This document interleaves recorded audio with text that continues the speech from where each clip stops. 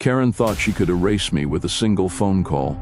She dialed 911, screaming that I was trespassing inside my own cabin. The sheriff's cruiser pulled up, blue lights flashing against the trees. And Karen stood there with a smug grin like she had already won. But here's the thing. She had no idea about the secret I was holding.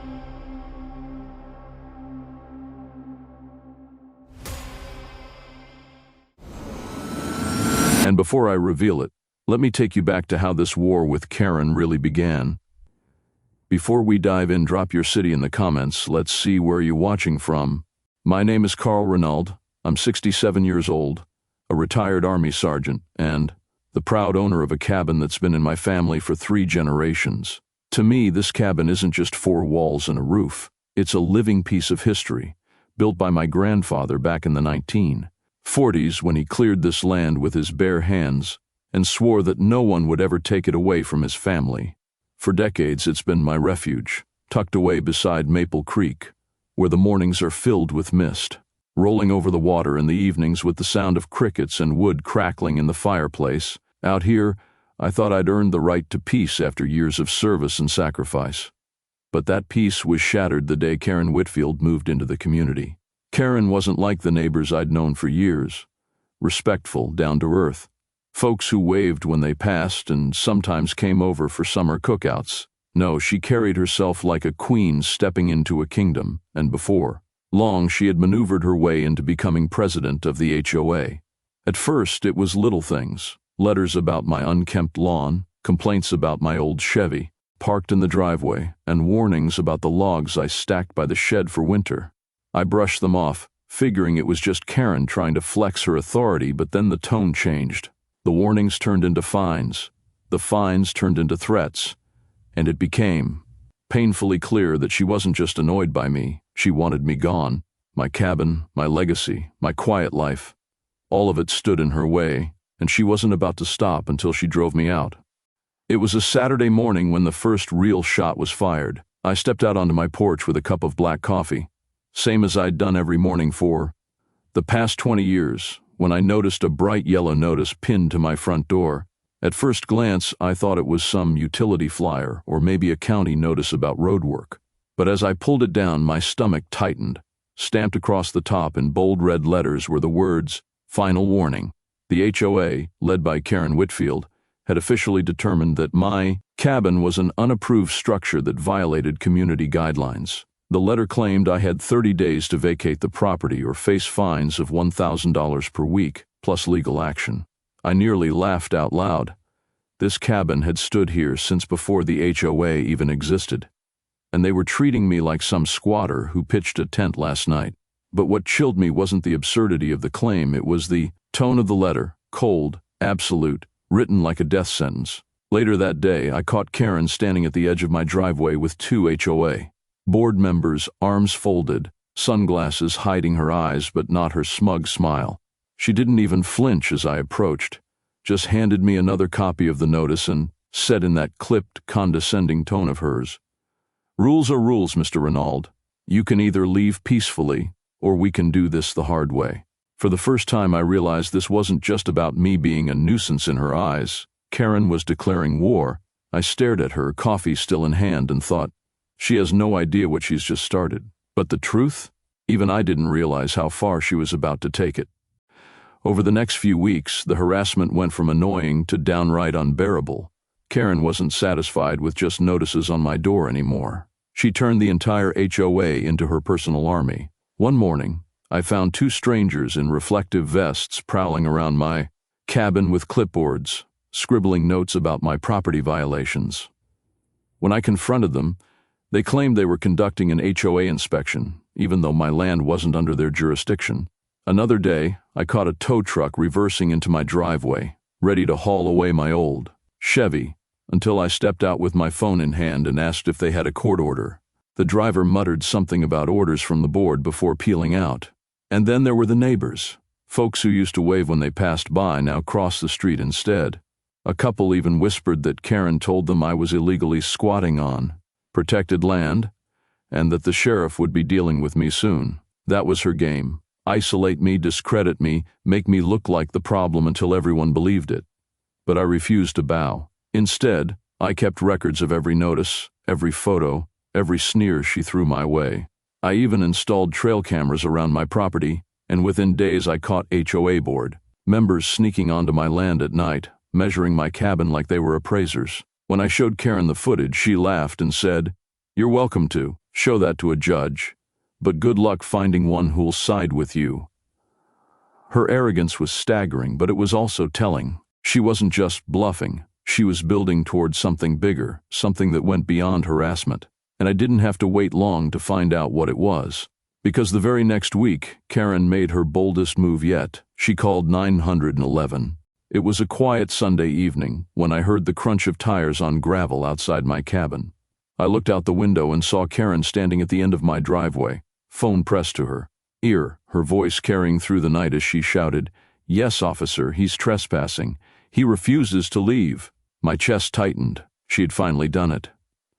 She had called 911, painting me as some squatter in my own home. Within minutes, I saw the glow of red and blue lights bouncing off the trees, the unmistakable sound of a sheriff's cruiser rolling up my drive. Karen stood there smirking like a cat who'd just trapped a mouse, arms crossed, with 2 HOA board members flanking her like loyal soldiers. As the deputy stepped out of his car, Karen wasted no time, pointing a finger at me and declaring, "That man is illegally occupying property under HOA authority. We need him removed immediately." The deputy turned his eyes toward me, sizing me up, one hand resting casually on his belt. For a moment, the air was so thick you could cut it with a knife. I could feel Karen's eyes burning into me, convinced she'd finally cornered me. But instead of panicking, I stayed calm. I opened the door, stepped onto the porch, and said evenly, "Evening, officer. Care to see the papers?" I held up the manila folder I'd been keeping ready for weeks. Property deeds, ownership records, all signed and sealed. The deputy's brow furrowed as he took them, flipping through carefully, while Karen kept interjecting, "Those are fake. He doesn't belong here." The deputy didn't answer right away. He just kept reading, and I could see the confusion spread across his face. Karen's confidence wavered for the first time, and that's when I realized this battle wasn't going to be settled tonight. The deputy stood there longer than I expected, flipping page after page, his flashlight beam cutting across the old paper like it held the answer to a riddle. I kept my eyes on him, calm, steady, while Karen paced at his side like a restless vulture. Every few seconds she jabbed her finger toward me, her voice climbing higher. "He's lying! That land is HOA property, and he's been warned a dozen times. You're the law, aren't you going to do something?" But the deputy didn't rush. He looked up at me finally and asked, "Mr. Renauld, how long have you lived here?" I told him the truth. 20 years in that cabin, with deeds dating back to my grandfather before the HOA even existed. The deputy nodded slowly, as if the story fit the papers he held, but Karen wasn't letting up. She leaned in, trying to stare him down, snapping, "That doesn't matter. HOA regulations override squatters. He's not even supposed to be here." I could see the deputy's patience wearing thin, but I also knew this wasn't a man who was going to make a snap judgment. "Here's the problem," he said finally, tucking the papers under his arm. "I've got 2 stories that don't match, and it's not up to me to decide ownership on the spot. That's for the county records to confirm." Karen's jaw dropped, and she hissed like a cornered snake. "You can't be serious. You're just going to leave him here?" The deputy gave her a look that shut her up cold, then turned to me and said, "Mr. Renauld, hold on to your documents. I'll be following up." He left without making an arrest, but as the red and blue lights faded into the night, Karen stayed planted in my driveway, her smile returning like she knew something I didn't, and deep down I sensed she wasn't done, not by a long shot. The next few days were eerily quiet, almost too quiet, and I knew better than to believe Karen had backed down. Sure enough, by the following weekend, I found out what her next move really was. She had rallied half the neighborhood against me. Flyers began showing up in mailboxes calling me a dangerous squatter and warning that I was bringing down property values. At the local diner, where I'd been a regular for years, conversations fell silent when I walked in. Even a few of the old fishing buddies I'd shared beers with kept their distance. It was clear Karen had poisoned the well, twisting the story so far that people who'd known me for decades were now second-guessing me. But she didn't stop there. One afternoon I returned from town to find a group of my neighbors gathered at the end of my driveway, led by Karen herself. She was standing on the back of a pickup, holding a microphone like it was a political rally. "This man has no right to live here," she declared, her voice booming through a cheap speaker. "He's occupying land that doesn't belong to him, and as long as he stays, your homes, your families, and your property values are at risk." The small crowd nodded uneasily, some cheering, others just looking down at their shoes. I stepped closer, arms crossed, and said, "Karen, you're treading on dangerous ground." But she only smirked, holding up a thick binder of what she claimed were HOA legal documents that proved I had no claim to my cabin. Neighbors began muttering, some shouting at me to leave, and just when I thought it couldn't get worse, Karen raised her hand and said, "If the sheriff won't handle this, we will." That was the moment I realized this wasn't just harassment anymore. It was about to turn into a siege. That so-called rally outside my driveway marked a turning point. Karen wasn't just trying to bully me anymore. She was trying to break me. The next morning, I woke to find fresh stakes hammered into the ground at the edge of my property, bright orange ribbons fluttering in the breeze. Someone had marked off sections of my land like it was already being surveyed for seizure. My blood boiled. I'd seen this tactic before during my army days. Overwhelm, intimidate, and corner the target until he either fights back rashly or gives up altogether. But if Karen thought I was going to roll over, she didn't know me at all. Instead of reacting, I began preparing. I organized all of my deeds, maps, and land records into a single case file, making copies and storing them safely. I contacted an old friend from my service days who now worked at the county clerk's office, asking him to verify every scrap of paperwork I had. Meanwhile, Karen was doubling down. She marched through the neighborhood with that same binder of hers, knocking on doors, convincing families to sign a petition to remove the squatter. Within days, I heard rumors that she had more than 40 signatures. The word was she planned to deliver it to the county court, demanding a forced eviction order. It was a clever move. Turn it into a numbers game, so the story became the community versus one stubborn old man. And I'll admit, for a brief moment, doubt crept in. Could she actually pull it off? Could a mob, a stack of signatures, and her fake legal binder actually erase my family's history? But then, my friend from the clerk's office called me back. What he told me about the land records changed everything, and gave me the weapon that would end this war once and for all. When my phone rang, and I saw my old buddy's name flash across the screen, I stepped outside to take the call, pacing along the edge of the porch. His voice was low, cautious, like he knew the weight of what he was about to say. "Carl, I dug into the county archives," he began, "and what I found, let's just say Karen has no idea what she's dealing with." He explained that the land my cabin sat on wasn't just part of a standard property deed. Decades ago, my grandfather had secured something far bigger, paperwork that tied the cabin and the surrounding acreage into a land grant that predated the county's modern zoning laws and, more importantly, the creation of the HOA itself. In plain terms, the HOA had zero jurisdiction here. Their rules, their fines, their threats, none of it could touch me. In fact, the grant was written so broadly that it technically extended authority far beyond my cabin's immediate plot. I felt the hairs on the back of my neck rise. This wasn't just a defense, it was a trump card. If I played it right, I could not only end Karen's crusade but strip her HOA of power altogether. But here's the thing. I didn't tell a soul, not yet. Timing, I knew, was everything. If I revealed it too soon, Karen would twist it, muddy it, bury it in paperwork and propaganda. No, I had to let her dig her hole deeper, push harder, make her arrogance so undeniable that when the truth finally came out, it would crush her under its weight. So while Karen was out parading her petition, waving her binder of fake authority, I quietly began planning my counterstrike. And little did she know, her own overconfidence was about to hand me the victory. Karen must have sensed I wasn't rattled by her petition, because her next move was bolder than anything she'd tried before. Late one afternoon, I heard engines rumbling up my driveway and stepped outside, to see not just Karen but a man in a gray suit climbing out of a black SUV. He carried a leather briefcase, his slicked-back hair and expensive shoes screaming lawyer. Karen strutted beside him, smug as ever, announcing to anyone within earshot, "This is Mr. Wallace, our HOA's legal counsel, and he's here to serve notice." The man wasted no time, pulling out a thick envelope and handing it to me like he was delivering a death sentence. "Mr. Renaud," he said smoothly, "you've been officially notified. If you don't vacate this property within 14 days, the HOA will pursue legal eviction through county court." Karen folded her arms, her smile wide, her eyes practically dancing with victory. Neighbors started gathering again, whispering among themselves, watching like it was some spectacle. I didn't flinch. I simply took the envelope, glanced at it, and said, "Is that right?" Karen sneered. "Oh, it's more than right. It's over. You can't fight the law." Inside, my blood was boiling, but on the surface I kept my composure. Because I knew something Karen and her lawyer didn't. Their case was already dead on arrival.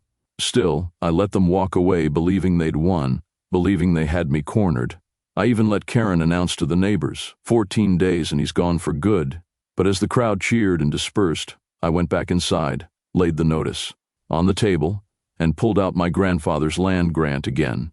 In my hands I held the very weapon that could dismantle their entire case. The only question was, how and when to strike. Over the next 2 weeks, Karen acted like she'd already won. She strutted around the neighborhood, bragging to anyone who'd listen that I'd be gone within days.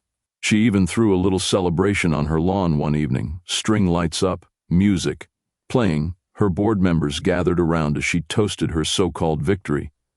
But behind the scenes she was still scheming. I knew it when, 3 days before her deadline, I was woken up at dawn by the sound of voices outside.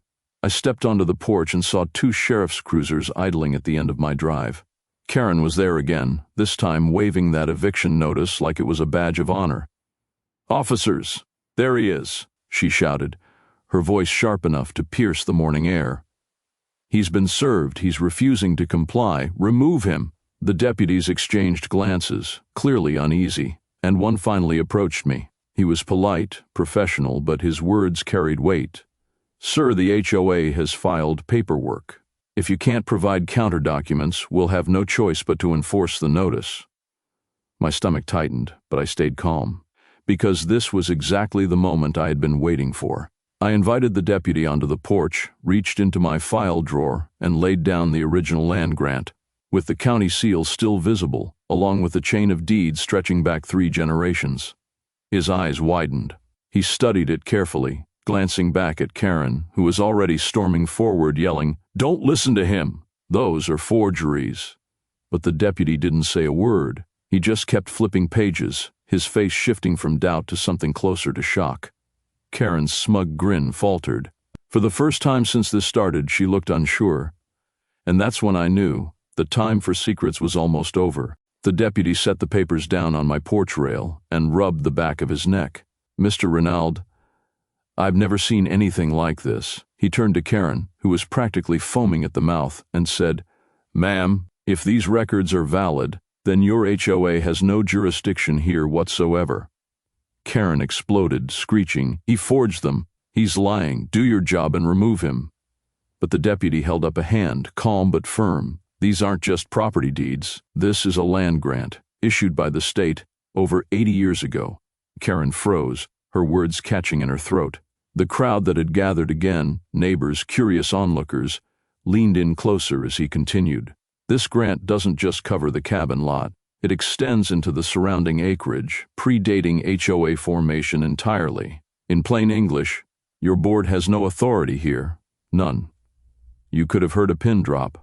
Karen's smug mask cracked for the first time, her face draining of color. "That's impossible," she whispered. I stepped forward, my voice steady but loud enough for everyone to hear. "Impossible? My grandfather secured this land when your HOA was nothing but a pipe dream. And here's the kicker. This grant ties directly into county jurisdiction, meaning I don't just own this cabin. I own the very land your HOA sits on." Gasps rippled through the crowd. Karen staggered back like I'd struck her. The deputies exchanged stunned glances. It was the moment I'd been waiting for. The truth out in the open, undeniable, unshakable. But even as Karen's world collapsed around her, I kept my poker face. Because the battle wasn't finished yet. The next step wasn't just proving her wrong. It was deciding how much power I was going to wield now that the cards were all in my hands. Karen's face twisted as the weight of the truth sank in, but her pride wouldn't let her surrender. She lunged toward the deputy, jabbing a finger at the land grant. "This is a scam. You can't just let him take over the whole county." But her voice was shaky now, desperate. The deputy gave her a long, steady look before saying, "Ma'am, this isn't a scam. These documents are notarized, sealed, and on record at the county archives. If you'd like to contest them, you'll need more than an HOA binder and a petition." Karen's composure shattered. The crowd she once rallied against me was now whispering about her. How she had lied. How she had dragged everyone into a battle she never stood a chance of winning. Even her board members started edging away from her, as if they couldn't get out of the blast zone fast enough. I stepped forward, holding the grant high so every neighbor could see it. Karen tried to paint me as a squatter, but the truth is the opposite. The HOA has been trespassing on my family's land for decades, and now that this is public, it's up to me whether the HOA continues to exist at all. Gasps rippled again, and Karen's eyes went wide with panic. She stammered, You wouldn't dare," but I just gave her a level stare. The truth was, I had every legal right to dissolve the HOA completely. I could end her reign in one signature. And the more I looked around at my neighbors, tired of the fines, the petty rules, the harassment, the more I saw they wanted me to. Karen realized it too. She turned pale, clutching her binder like it could shield her from reality. The war she started was over. The only question left was how I was going to end it. And that, right there, was the moment everything shifted. Karen, the HOA president who thought she could control me with threats and paperwork, now stood powerless on land she never truly owned. I had the choice: dissolve the HOA completely or let it limp along under the shadow of my authority. But the truth? This was never just about Karen. It was about standing up against people who abuse power, who think they can bully others into submission. My grandfather fought to secure this land, and in one night his legacy gave me the strength to protect not just my cabin, but the whole community from her tyranny. Now here's what I want to know. If you were in my shoes, would you destroy the HOA for good or let them survive under your control? Drop your answer in the comments. And if you've ever had a nightmare HOA story of your own, I'd love to hear it. Make sure you subscribe because the next story, well, let's just say it makes this one look tame.